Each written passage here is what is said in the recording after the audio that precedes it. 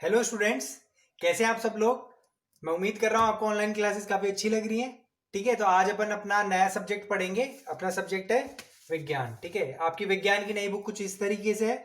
जो बच्चे बुक्स ले आए बहुत अच्छी बात है, जो नहीं लाए वो जल्दी से जल्दी ले आए। और इस वीडियो के साथ आपको पीडीएफ भी मिल जाएगा, जिससे आप जिनके पास बुक्स नहीं है उस पीडीएफ से आराम से पढ़ लेंगे। ठीक है, तो हमारा पहला चैप्टर है पादपों में पोषण। ठीक है, तो ये चैप्टर हमारा नाम है पादप मतलब प्लांट्स, और प्लांट्स कैसे अपना भोजन बनाते हैं, और अपन फिर जानवर कैसे यानी इंसान और जानवर कैसे उस भोजन को ग्रहण करते हैं। तो ये सब अपन इस चैप्टर में पढ़ने वाले हैं।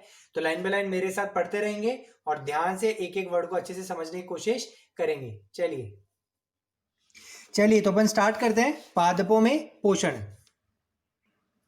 जो इंपॉर्टेंट पार्ट्स हैं उनको मैंने अंडरलाइन कर दिया है। ठीक है, तो उन पे मैं ज़्यादा ध्यान दूंगा। कई पार्ट जो हमारे काम के नहीं उनको अपन स्किप करेंगे, ताकि अपन कम टाइम में ज़्यादा अच्छा पढ़ सकें। कार्बोहाइड्रेट, प्रोटीन, वसा, विटामिन एवं खनिज भोजन के घटक है। अपन जो भोजन खाते हैं उसमें क्या क्या होता है? कार्बोहाइड्रेट होता है, प्रोटीन होता है, वसा, विटामिन और खनिज होते हैं। इन्हें पोषक कहते हैं। ठीक है, इन्हें क्या कहते हैं? पोषक कहते हैं। और ये हमारे शरीर के लिए काफ़ी ज़रूरी होती है। पादप यानी पौधे स्वयं के लिए भोजन बना सकते हैं, सही बात है, अपने लिए भोजन बनाते हैं, परंतु मानव सहित कोई भी प्राणी अपना भोजन स्वयं नहीं बना सकता। पौधे अपना भोजन खुद बनाते हैं, लेकिन जानवर अपना भोजन खुद नहीं बनाते। वे पादपों अथवा पादपों का आहार ग्रहण करने वाले जंतुओं से अपना भोजन प्राप्त करते हैं। अतः मानव तथा अन्य प्राणी प्रत्यक्ष अथवा परोक्ष रूप से पादपों पर निर्भर रहते हैं। तो जो पादपों को, पौधों को जो खुद खाना नहीं बनाते, या तो वो पौधों को खाते हैं या पौधे खाने वाले जानवरों को खाते हैं। ठीक है, अब पादपों में पोषण की विधि, यानी पादप अपना भोजन कैसे बनाते हैं, खुद के लिए कैसे जीते हैं। ठीक है, तो केवल पादप ही ऐसे जीव हैं जो जल, कार्बन डाइऑक्साइड एवं खनिज की सहायता से अपना भोजन बना सकते हैं। जल लेते हैं, कार्बन डाइऑक्साइड एक गैस है, गैस काम में लेते हैं, और खनिज, इन तीनों का काम में लेते हुए क्या बनाते हैं? अपना भोजन बनाते हैं। ये सभी पदार्थ उनके परिवेश में उपलब्ध होते हैं, यानी उनकी बॉडी में प्रेजेंट होते हैं। पोषक पदार्थ सजीवों की शारीरिक संरचना, वृद्धि तथा क्षतिग्रस्त भागों के रख रखाव के लिए समर्थ बनाते हैं, तथा विभिन्न जैव प्रक्रमों के लिए आवश्यक ऊर्जा भी प्रदान करते हैं। तो ये जितने भी पोषक पदार्थ हैं, तो एक क्या क्या काम करते हैं? शरीर को ग्रो करते हैं, शरीर को बढ़ाने में काम करते हैं। क्षतिग्रस्त भागों में रख रखाव, जैसे हमारे कोई बॉडी का पार्ट टूट गया, प्लांट का कोई हिस्सा टूट गया, तो उसको रिपेयर करने में काम आते हैं, और ऊर्जा प्रदान करते हैं ताकि वो अपने जीवन के कार्य कर सके। प्लांट के अंदर, पौधे के अंदर भी काफ़ी कार्य चलते रहते हैं, तो उनके लिए एनर्जी, ऊर्जा प्राप्त करता है। सजीवों द्वारा भोजन ग्रहण करने एवं इसके उपयोग की विधि को पोषण कहते हैं।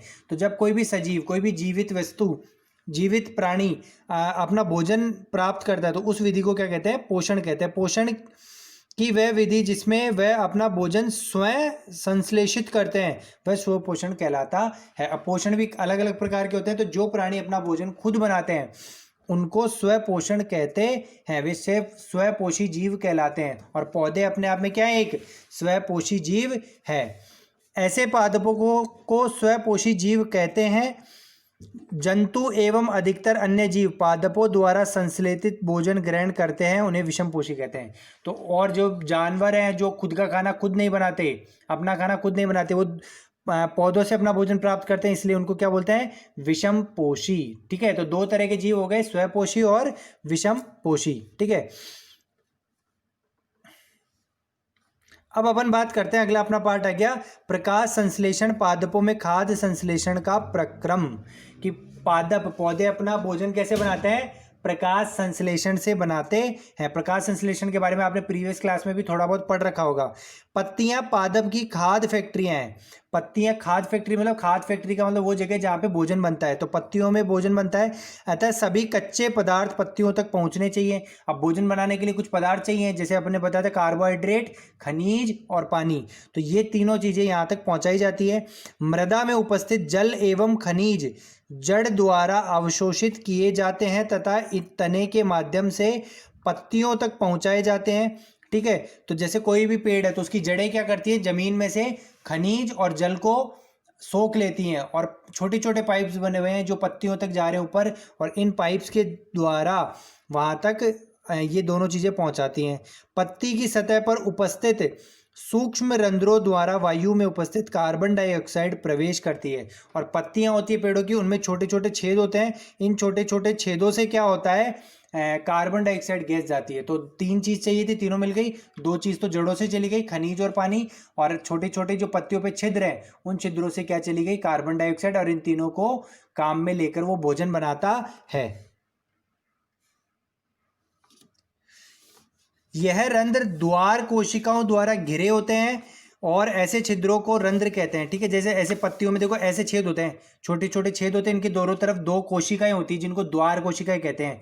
तो जब भी कार्बन डाइऑक्साइड को पत्ती के अंदर जाना होता है तो ये रंध्र ये कोशिकाएं क्या करती हैं, इस रंध्र को खोल देती हैं, और जब कार्बन डाइऑक्साइड अंदर आ जाती है तो फिर क्या करते हैं, ये रंध्र वापस क्या कर लेते हैं, इस छेद को, इस रंध्र को बंद कर देते हैं। ये कोशिकाएं इस रंध्र को खोलने और बंद करने का काम करती हैं। इंपॉर्टेंट पार्ट है आपका। ठीक है, और जड़ें होती हैं, जो जड़ें यहाँ से खनिज और पानी लेकर पत्तियों तक पहुंचा देती है। छोटी छोटी पाइप्स उसके अंदर होती हैं। ठीक है, जल एवं खनिज वाहिकाओं द्वारा पत्तियों तक पहुंचाई जाती है। छोटी छोटी पाइप्स को क्या बोलते हैं, वाहिकाएं। ये वाहिकाएं नली के समान होती है तथा जड़, तना, शाखाओं एवं पत्तियों तक फैली होती है, पूरे पौधों में फैली होती है। जड़ से सामान कहाँ पे लेके जाती है, पत्तियों तक लेकर जाती है। पोषकों को पत्तियों तक पहुंचाने के लिए वाहिकाएं एक सतत मार्ग बनाती है। पादपों में पदार्थों के परिवहन के विषय में आप, और ये कैसे अपने भोजन एक जगह, मतलब वस्तुएं एक जगह से दूसरी जगह लेकर जाती हैं, इसको अपन डिटेल में आराम से अगले वाले पार्ट 11 में पढ़ेंगे। पत्तियों में एक हरा वर्णक होता है। देखो ये 3 चीजें तो हैं। अब इंपॉर्टेंट पार्ट है, एक हरी वस्तु होती है, एक हरा पदार्थ होता है जिसे क्लोरोफिल कहते हैं। क्लोरोफिल सूर्य के प्रकाश की ऊर्जा का संग्रहण करते हुए पत्ती की सहायता करता है। इस ऊर्जा का उपयोग जल एवं कार्बन डाइऑक्साइड से खाद्य संश्लेषण में होता है। क्योंकि खाद्य संश्लेषण सूर्य के प्रकाश की उपस्थिति में होता है, इसलिए इसे प्रकाश संश्लेषण कहते हैं।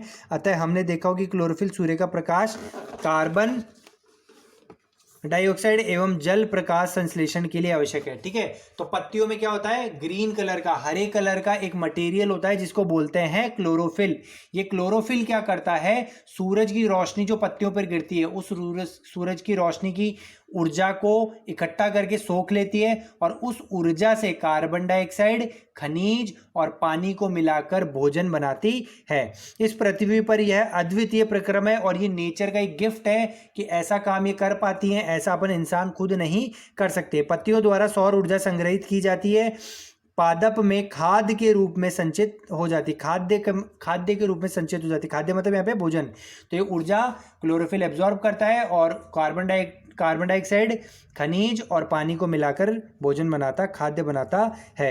अतः सभी जीवों के लिए सूर्य ऊर्जा का चरम स्रोत है। तो इसलिए अगर सूर्य नहीं होता तो पौधों में ऊर्जा नहीं आती, वो भोजन नहीं बनाते, वो भोजन नहीं बनाते तो पृथ्वी पे किसी को भी भोजन नहीं मिलता। ठीक है, प्रकाश संश्लेषण न होने की स्थिति में खाद्य उपलब्ध नहीं हो सकता। अगर प्रकाश संश्लेषण नहीं होगा तो भोजन नहीं बनाएंगे पेड़ पौधे। सभी जीवों का अस्तित्व प्रत्यक्ष अथवा परोक्ष रूप से पादपों द्वारा निर्मित भोजन पर निर्भर करता है। तो हम डायरेक्ट या इनडायरेक्ट पेड़ों पर ही अपना भोजन लेते हैं। ठीक है, जैसे मान लो कोई अगर जानवरों को मार के खा रहा है तो जानवरों को भोजन कहाँ से मिलेगा, पौधों से मिलेगा। तो उनको भोजन नहीं मिलेगा तो जानवर मर जाएंगे तो उनको खाने वाले दूसरे जानवर भी मर जाएंगे। इसके अतिरिक्त सभी जीवों के लिए परम आवश्यक ऑक्सीजन भी प्रकाश संश्लेषण के दौरान निर्मित होती है। ठीक है, अब एक इंपॉर्टेंट बात और, जब ये प्रकाश संश्लेषण होता है यानी भोजन बनता है तो साथ में एक पदार्थ और बनता है जिसको क्या बोलते हैं, ऑक्सीजन। और ऑक्सीजन हमारे सांस के लिए काफी जरूरी है। हम सांस लेते हैं तो किसका काम में लेते हैं, ऑक्सीजन का काम लेते हैं।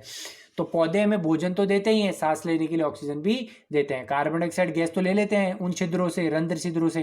ठीक है, और उन छिद्रों से ही फिर जब प्रकाश संश्लेषण हो जाता है तो वहीं से हमें क्या दे देते हैं, ऑक्सीजन छोड़ देते हैं। प्रकाश संश्लेषण की अनुपस्थिति में पृथ्वी पर जीवन की कल्पना असंभव है। अगर प्रकाश संश्लेषण पौधे नहीं कर रहे होते तो पृथ्वी पर जीवन नहीं होता, क्योंकि खाने के लिए भोजन नहीं होता और सांस लेने के लिए ऑक्सीजन नहीं होता। प्रकाश संश्लेषण के दौरान पत्ती की क्लोरोफिल युक्त कोशिकाएं सूर्य के प्रकाश की उपस्थिति में कार्बन डाइऑक्साइड एवं जल से कार्बोहाइड्रेट का संश्लेषण करती है। इस प्रक्रम को निम्न समीकरण से दर्शाया गया है। ठीक है, तो ये हमें अभिक्रिया बता रखी है। कार्बन डाइऑक्साइड और जल जब मिलते हैं किसकी उपस्थिति में, सूर्य के प्रकाश, और सूर्य का प्रकाश को किसने पकड़ रखा है, क्लोरोफिल ने एब्जॉर्ब कर रखा है। तो उससे 2 चीज बनती है, कार्बोहाइड्रेट। इस कार्बोहाइड्रेट का हमारा मतलब होता है भोजन।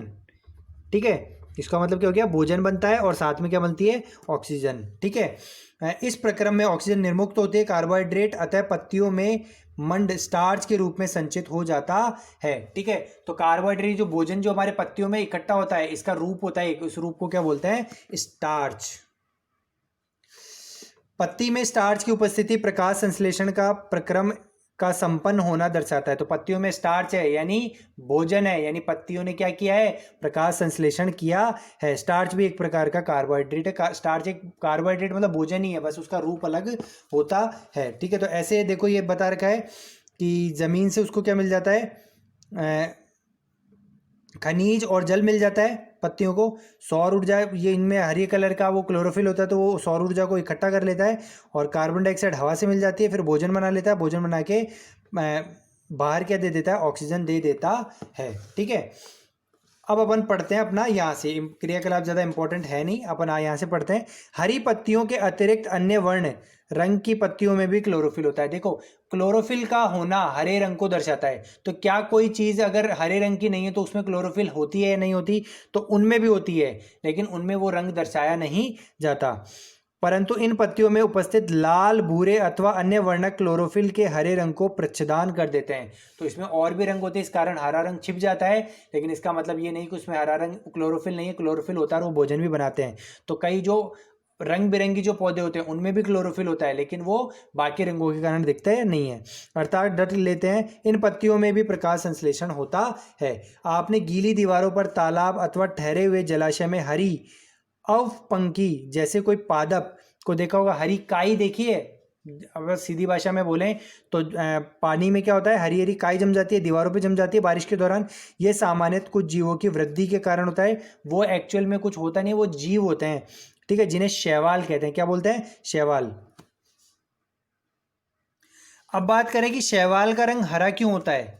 क्योंकि इनमें क्या होता है? क्लोरोफिल। तो जितने भी पौधे जैसी चीजें हैं जो हरी हैं, क्यों है? क्योंकि क्लोरोफिल है उनमें, जिसके कारण ये हरे दिखाई देते हैं। शैवाल, अब क्योंकि इनके पास क्लोरोफिल है तो ये अपना भोजन खुद बना सकते हैं। क्लोरोफिल से सौर ऊर्जा को क्या करेंगे? इकट्ठा करेंगे।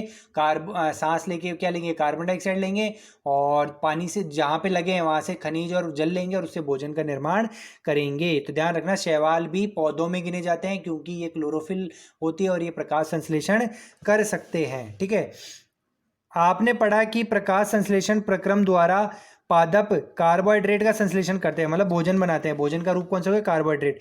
कार्बोहाइड्रेट 3 चीज़ों से बनता है, कार्बन, हाइड्रोजन और ऑक्सीजन से बनता है।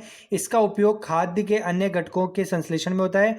तो इससे भोजन के अलग अलग पार्ट बनते हैं, जैसे विटामिन बनते हैं और फैट बनता है। ठीक है, वसा बनता है। तो बाकी सारी चीज़ें इस कार्बोहाइड्रेट से बनती है। परंतु प्रोटीन नाइट्रोजनी पदार्थ है। अब भोजन में एक और चीज़ बनती है जिसको बोलते हैं प्रोटीन, जिसमें कार्बन, ऑक्सीजन और हाइड्रोजन के साथ साथ नाइट्रोजन भी होता है। और नाइट्रोजन कहाँ से आती है? अब चलो अपन ने बात किया कि कार्बन और ये सारी चीज़ें उनको मिल जाती है ज़मीन से, तो नाइट्रोजन कैसे आती है? तो नाइट्रोजन कहाँ होती है? हवा में। ठीक है, लेकिन हवा की नाइट्रोजन को पौधे डायरेक्ट यूज नहीं कर सकते, डायरेक्ट प्रयोग नहीं में ले सकते। ठीक है, तो पौधे क्या होता है, कुछ बैक्टीरिया जो अपन होते हैं जिनको बोलते हैं लेग्यूमिनस बैक्टीरिया, जैसे राइजोबियम, ये क्या करते हैं? हवा की नाइट्रोजन को सांस लेकर उसको सिंपल नाइट्रोजन में बदल देते हैं और वो नाइट्रोजन जमीन में छोड़ देते हैं, और फिर जड़ों के द्वारा पेड़ पौधे क्या करते हैं? उस नाइट्रोजन को काम में ले लेते हैं। ठीक है, याद कीजिए, वायु में नाइट्रोजन गैसीय अवस्था में प्रचुर मात्रा में पाई जाती है, मैंने बता दिया। परंतु पादप इसका अवशोषण इसी रूप में नहीं कर सकते। ये रूप बहुत जटिल होता है। मिट्टी में कुछ विशेष जीवाणु होते हैं जैसे राइजोबियम, ये गैसीय नाइट्रोजन को उपयोगी यौगिकों में परिवर्तित कर मुद्रा में निर्मुख, मिट्टी में निर्मुख छोड़ देते हैं। ये विलेय पदार्थ पादपों द्वारा, पेड़ों द्वारा जल के साथ अवशोषित किया जाता है, और जब पादप अपना भोजन बनाते हैं तो उसमें भी फिर ये नाइट्रोजन आती है और प्रोटीन बनता है। संभवतः आपने देखा है कि किसान अपने खेतों में उर्वरक तथा खाद डालते हैं जिनमें नाइट्रोजनी पदार्थों की प्रचुर मात्रा होती है। इस प्रकार अन्य संगठकों के साथ पादपों की नाइट्रोजन की मांग की आपूर्ति हो जाती है। इसके पश्चात पादप खाद एवं अन्य संगठकों जैसे प्रोटीन एवं वसा का संश्लेषण करते हैं। ठीक है, तो क्या होता है, वो जो जीवाणु होते हैं वो क्या करते हैं? जमीन में नाइट्रोजन छोड़ते हैं और इनको प्लांट पौधे ले लेते हैं, और जब भोजन बनाते हैं प्रोटीन का निर्माण करते हैं, और इसी तरीके से फिर आगे प्रोटीन वसा का संश्लेषण होता है। ठीक है, ठीक है स्टूडेंट्स, आज के लिए अपन इतना ही पढ़ेंगे। पादपों में पोषण की अन्य विधि अपन अगली क्लास में पढ़ेंगे। ठीक है, तो आज यहाँ तक के वीडियो को अगर आप समझ में नहीं आया तो आप एक से दो बार वापस रिवाइंड करके देखेंगे।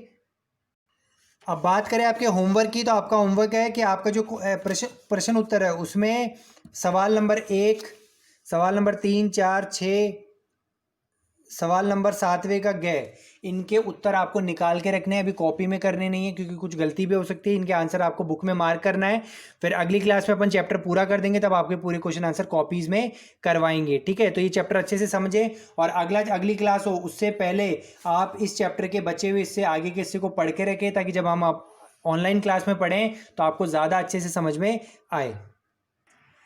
तो स्टूडेंट्स, मैं उम्मीद करता हूं कि आज आपको क्लास काफ़ी अच्छी लगी होगी। ठीक है, तो आप रेगुलर आपकी ऑनलाइन क्लासेस लेते रहिए, क्योंकि सिलेबस हो सकता है कि दोबारा नहीं होगा, एक बार ही होगा।